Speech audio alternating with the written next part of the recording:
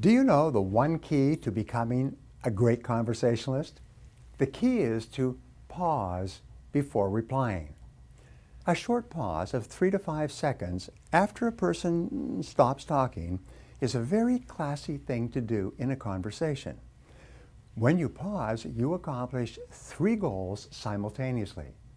First, you avoid running the risk of interrupting if the other person is just catching his or her breath before continuing.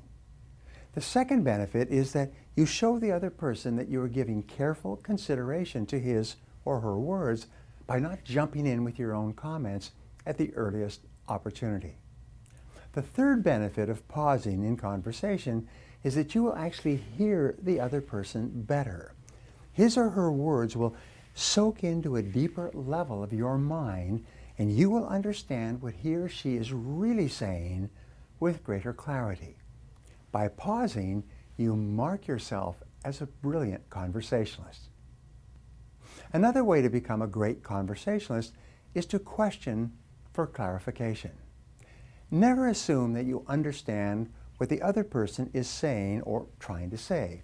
Instead, if you have any doubt at all, ask, "How do you mean?" Or, "How do you mean exactly?" And then just pause and wait. This is the most powerful question I've ever learned for guiding and controlling a conversation. It's almost impossible not to answer this question. When you ask, "How do you mean?" the other person cannot stop himself or herself from answering more extensively. You can then follow up with other open-ended questions and keep the conversation rolling along. The third way to become a great conversationalist is for you to paraphrase the speaker's words in your own words.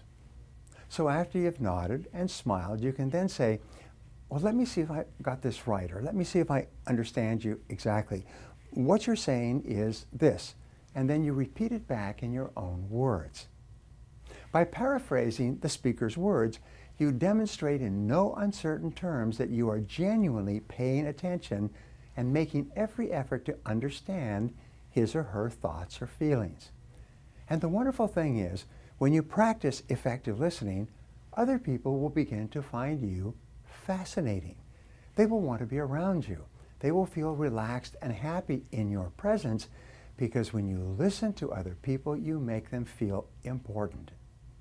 The reason why listening is such a powerful tool in developing the art and skill of conversation is because listening builds trust. The more you listen to another person, the more he or she trusts you and believes in you. Listening also builds self-esteem.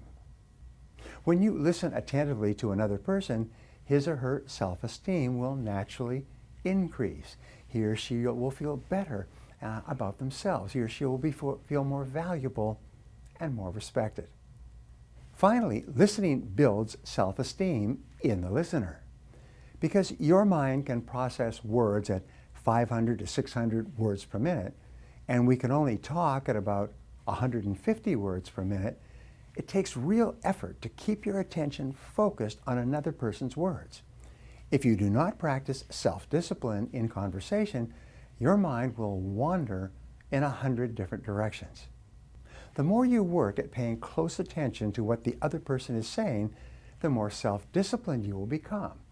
In other words, by learning to listen well, you actually develop your own character and your own personality.